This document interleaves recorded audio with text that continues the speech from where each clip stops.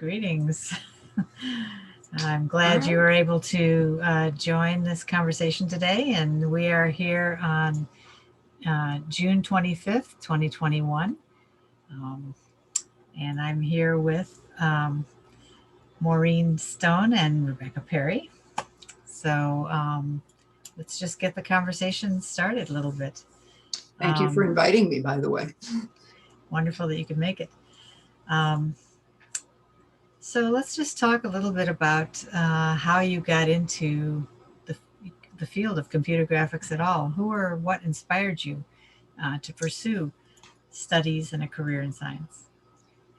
Well, you have to take into consideration how old I am. So the reason I got into science at all was that my mother sent me off to a summer program at the University of Illinois where they taught us about engineering when I was a junior in high school, between junior and senior year. And you have to recall this is the era when women mostly didn't do math, science, and engineering, or at least not very visibly. So that got me into technology. After I got my master's degrees, I ended up, let's see, I met computer graphics when I was working as a student at Caltech on a degree, and I took a class from Jim Blinn. So my standard answer to how to get into computer graphics is Jim Blinn. And he taught us all about graphics at the time, which was the late 70s. And when I left Caltech and got a job at Xerox PARC, I stayed in 2D graphics, sort of document graphics, because we were the documents of the future company. And I went off to SIGGRAPH in 78 with Jim, who had become a friend by then, being my host and generally showing me around. And I was totally enchanted by the community and the opportunities there to make math visible. So before you went with Jim, you weren't aware of SIGGRAPH as a destination, really? No, but I think that it was only like the second or third SIGGRAPH, so the field was quite new at the time. So the question of whether you always planned to work in the field of computer graphics kind of answers itself there. There wasn't really a field at the time when you got into it. There really wasn't. There really wasn't. They were just the very early pioneers getting going. Did you have any interest in visual representation at all before you? You mean in, yes, I somewhat aesthetically, and then also I'd done a little bit of graphics working with the Plato 4 project, which is a computer-aided instruction project at the University of Illinois, where, of course, I taught myself how to draw circles on computer screens and things like that. I've always been an admirer of visual graphics and almost more in the graphic design and illustration sense than anything like art. Yeah. Did you, in the past or even now, did you have a role model for your career? I didn't too much. I had a series of women that I looked up to. But in terms of like total career, and after I got through being kind of a junior member of computer graphics and technical world, I want to call out Ed Catmull, because I saw back in those early days all the people, all the technology, all of the activity, all of, we were coming up from very simple shaded graphics to Andre and Wally B to Luxo Jr. And Ed had that long vision, but understood that it was the people that mattered and the people's interactions and the people working together. And so when I think about a career focus, I really liked that. And it also spoke a little more to me. I was never going to be a technological wizard, but I might actually be able to help groups of said people get stuff done. When did you meet Ed Catmull? Did you meet him at SIGGRAPH, or did you just know about him? Oh, I certainly met him at various SIGGRAPHs. I can't remember when the first time was. Um, there were all these eventually Pixar guys, first Lucasfilm. I probably met him at NYT or NYIT, that place in Long Island, Yeah, or NYIT. yeah, NYIT. Christy Barton, who was working with them, I had met surely through SIGGRAPH, and she invited me to come visit her there because I was spending a summer in New Jersey with my family. Huh. That's very interesting. I would love to hear some stories of that place. I've heard it was quite an interesting place. It was pretty strange and wonderful, but again, I know that some of your questions are eventually about advice, and the excitement of being in a field that is new and evolving and making those rapid changes, just can't be beat. And you can't generate it um, out of other fields that are more mature. That's really, um, it's just the natural progression of innovation and technology. Well, you mentioned that Jim Blinn sort of was your first introduction to SIGGRAPH. Um, what was your first activity at SIGGRAPH? Do you recall? No, it was a while ago. Um, so I got a paper into SIGGRAPH in 1981. Or was it 1980? I think it was 80. That was exciting. And I went to the conference and met everybody. And that was the beauty of going to a conference with Jim Blinn. He is not only, he is just famous for, everybody knows Jim, right? And so as you would walk around, he'd get 3 steps somewhere and somebody would rush up to talk with him and I would just kind of listen, and so I'm sure very likely that I met, Ed and Alvy, and I know I met Lauren Carpenter, Rob Cook, maybe Rob Cook, folks like that there, Maxine Brown, all sorts of pioneers. So after doing the paper, my first activity with the conference was I was working in the lab at Park that John Warnock and Chuck Geschke were leaders in before they went off to Adobe. And John was on the program committee and he got appendicitis. And so he said, "Would you want to go to the committee meeting for me?" And of course I said, "Yes, yes." And so I went to his hospital bed and got his reviews and his opinions and hopped on a plane and, all young and bright-eyed, flew out to North Carolina. I think Henry Fuchs was the chair, met all sorts of cool people there, got, a very early introduction for my state of my career into, the process of actually reviewing papers. And if I remember, I met John Beatty and Kelly Booth, who were very instrumental in my career moving forward. And if I recall correctly, I then missed my flight back because Henry's idea of what was a reasonable amount of time to get to the airport was a lot shorter than mine. Hopefully, you weren't stranded or anything, or did you get stranded? It was all right. It was all right. It was back, again, long ago, airports were much less fraught. So it sounds like you've had a lot of great experiences at SIGGRAPH, actually. But what would you say? How did working with the SIGGRAPH community? How would you say that contributed to your career? Well, tremendously, because I had found a community of people that I thought were great. I loved being part, being able to articulate my work in terms of making pictures was just really interesting and exciting. SIGGRAPH was the natural forum for that, even though my work tended to be in illustration and design systems, so interaction, 2D graphics, things like that.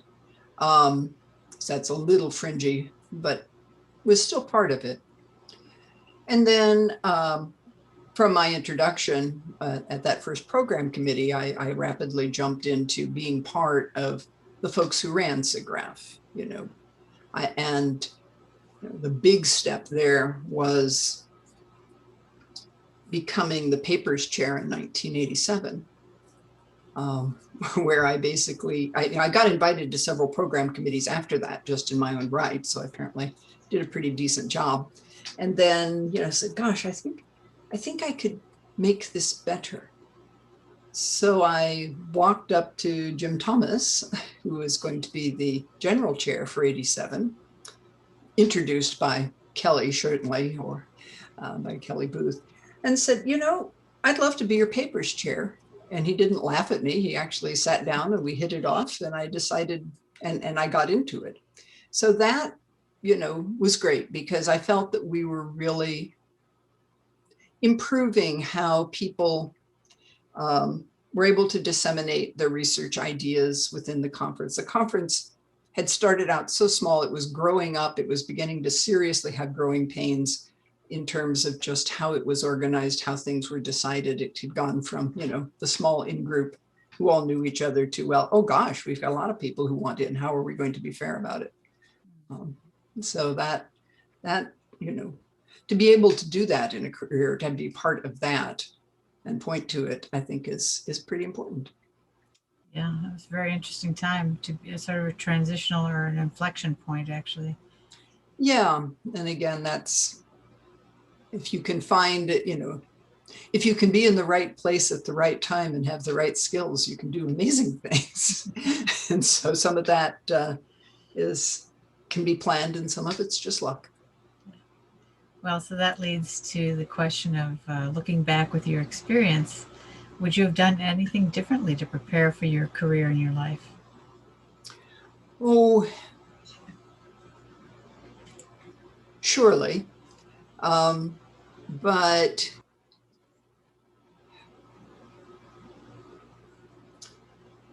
there isn't one major turning point. I mean, one thing that I've debated is I never did get the PhD. I don't do my best work in school, and the work at Park Xerox was exactly what I wanted to do, and they were letting me do it without the PhD. It took a little work to convince them, but so I didn't really see the point. And then that trimmed off a few options later in life when I was thinking about possibly going into academia, where the PhD is essential. But, in the grander scheme of things, I don't think it has mattered very much. The other kinds of decisions I made were around family, and deciding that once I had children, I would pull back on my hardcore workload, worked part-time for a while, switched over to contracting. So the part of me that said, oh, you were going to become a total world expert and, someone of the stature of an Ed Catmull in terms of changing the world, that didn't happen. But, I've made some good solid contributions, and family is important, and you make your choices, and I don't really regret it. Sounds like a really satisfying balance, actually. Hope so. It's Not what I did. everybody, It's what I've got. not everybody achieves that, for sure. Um, so, what message about working in science or computer graphics would you like to give to a young person who's listening in the audience today? I think the main message is to look for those new exciting areas, whether they're embedded in the field or whether they're a domain other than computer graphics. And try to find that blend of things that interest you and that you're good at. So it's not just about being good at things. It's a bit of luck. It's being flexible. It's being willing to take on roles that maybe you hadn't expected, but turn out to be much more rewarding. But yeah, I really think that there are lots of opportunities in certainly in science and technology for all sorts of people. There's still all the challenges, of course, around women in tech, which haven't, in some ways, they've fundamentally changed from when I first went to college, and in some ways they haven't. And that's sad. That was actually going to be my next question was how do you think um, it seems like there's been a lot of change, but and certainly if you go to SIGGRAPH, you see many more women in every role possible. But has it really changed? Are we still changing in some direction? Oh, it's definitely changed. I started, um, when I enrolled for my first year as a freshman, I was told that I was lucky that none of the classes I had signed up for had professors who refused to teach women. And that was simply okay. That was their choice. Was part of a lot of the women's liberation efforts in the 70s. It was really bad then. We've at least forced a lot of the prejudice underground. We've changed a lot of the expectations and where the pain points are. I think the bigger issues that are rising now is what does it mean to be successful in a career? What does it take? And particularly if you're interested, there's kind of two dimensions that go with women. One is if you want a family, if you want children, there are biological realities around what it takes to do that, particularly if you don't get lucky. The difference between having, my children are not badly disabled or anything, but they weren't the type that you could just pop into daycare and all would go well. And of course, some people have much bigger challenges than that. The other is simply what success in business looks like, or success at a university. It required, my area is research, and it requires a certain giving over of your life to your career. That all harks back to the days when men gave over their lives to the career and they had a wife at home who would take care of all the rest of life. But if you're with a partner or even on your own, even more so, but if you don't want to give your whole life to your career, you want more integration like I was able to get. That's still hard to find. And if you opt for it, then there's still a lot of prejudice about assuming what you're able to accomplish is. The world just has to become more inclusive in how we think about work and how it affects the rest of our lives. The pandemic, I think, is forcing a lot of people into, is going to be an opportunity to seriously rethink that. If people are working from home, if they have more flexibility. I mean, in my career, and I'm a more director of research, I don't have anybody micromanaging me, but a lot of people work in jobs in industries, including tech, that expect butts and seats and expect certain number of hours dedicated each day, and cultures that say, oh, you only worked for 40 hours this week, man, you're slacking. That sit around and brag about those 60 and 70-hour weeks that they put in and how they're going to keep doing it. That isn't, I think, where we want to go. And until we change that and start accepting the possibility that work can be done creatively and well without that, that the values are somehow different. And I think women are often on the forefront of having those values and possibly being in a position to articulate them. Not all women, I'm putting it all on the women, but it is a possibly more female point of view because we are the traditional caregivers. Such a great point about the pandemic sort of opening up a lot of letting people try a different way. Mm-hmm. And whether or not we snap back into what was or not, or if this actually constitutes the first step in an evolution, that will be interesting to see, for sure. I love an article I was reading. The title of it was, "We're in a take this job and shove it economy." And so it's really shown a light on, for especially for restaurant workers and other service workers, what terrible, terrible jobs those are. And And we essential. somehow built an entire business model assuming that those are necessary. Right. I just want to ask, we have just a little bit of time. I wanted to ask you, how do you find, the creative source for your ideas? When you're problem solving, what is it that sort of gives you, like, do you think better at home, or do you think better in an office, or? Oh, I think better at home. The offices are open plan now. So I'm a pretty much introverted in my head kind of person. It's not that I don't like people and human interactions. And as a manager, I spend a lot of time talking with people and thinking about people and how people can work together and get things done and all of that. But I solve problems by going deeply into my head and pushing ideas around and writing them down and trying them out. Um, so that can, because my kids are grown, because our house is large and comfortable, I can do that very nicely at home.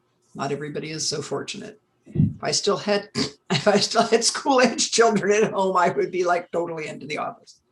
Now, that being said, if I spend too long in my head, then I will in fact get stale. And so I need to also go out and see what other people are doing.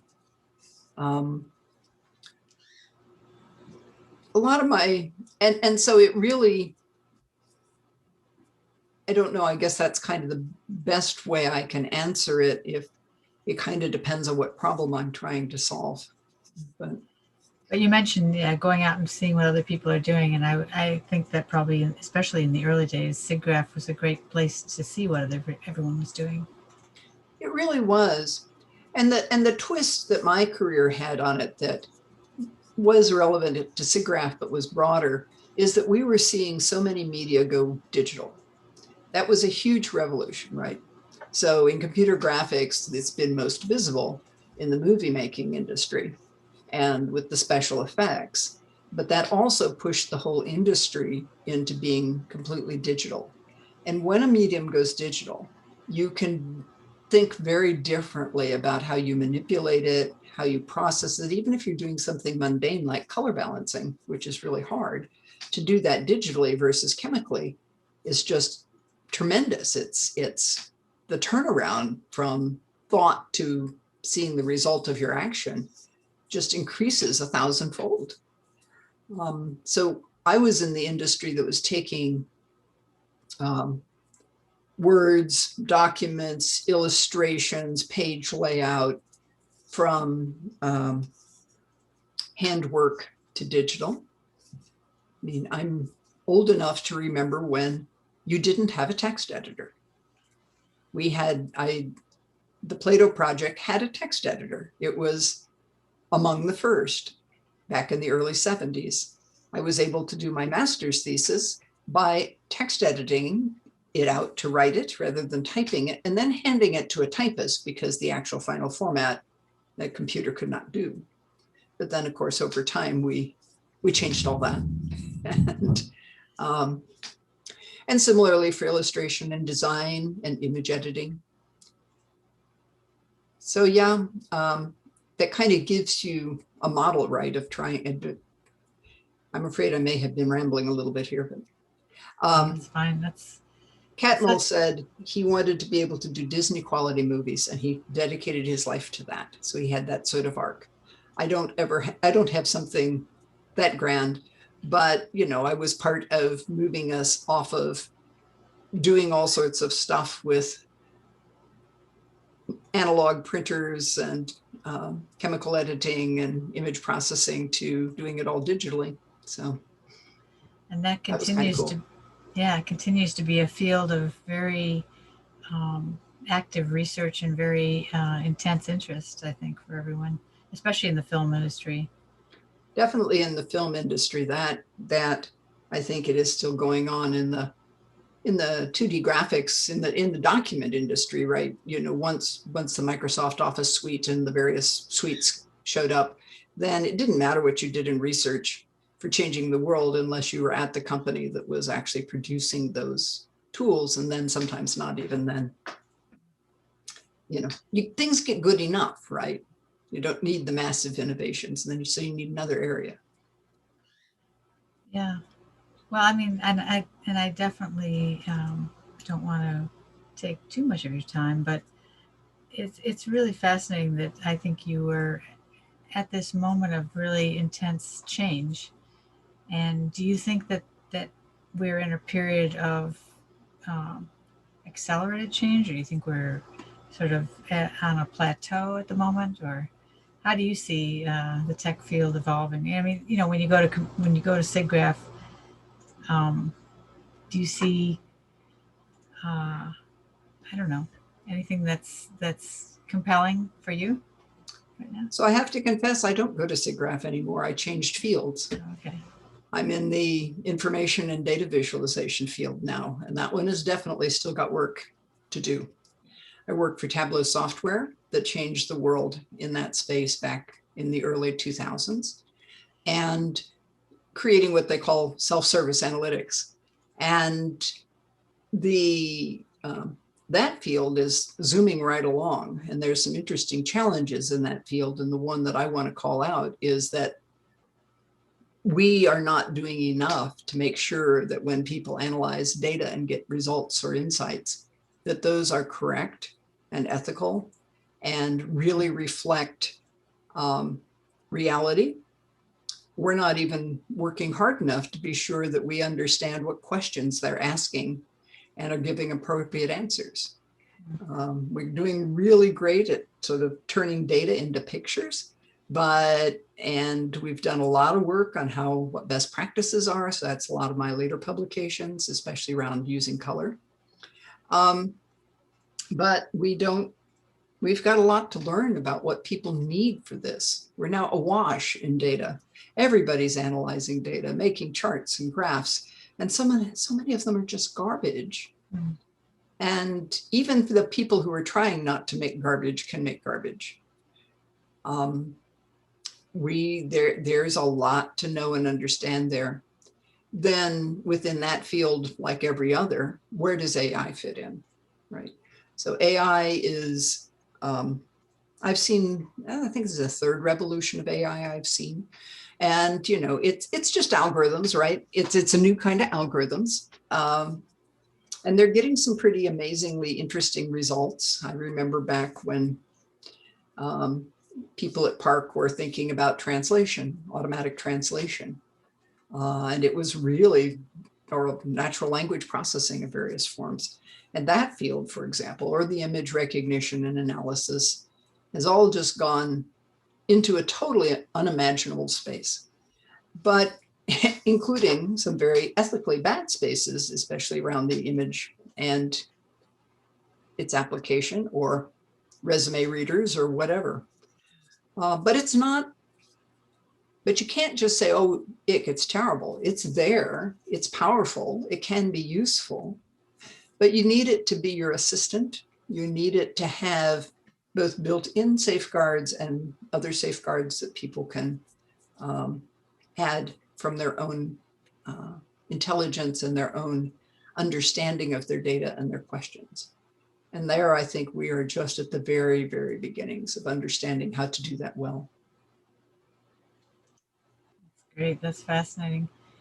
And I think so true. Everybody's image editing now, for example, on their phones and whatever. And that's become this sort of accessible technology, but and you can make your images be anything. Yeah.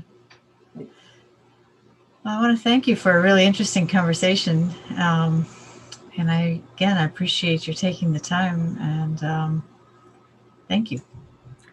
And thank you for the opportunity. I'm very honored to be interviewed.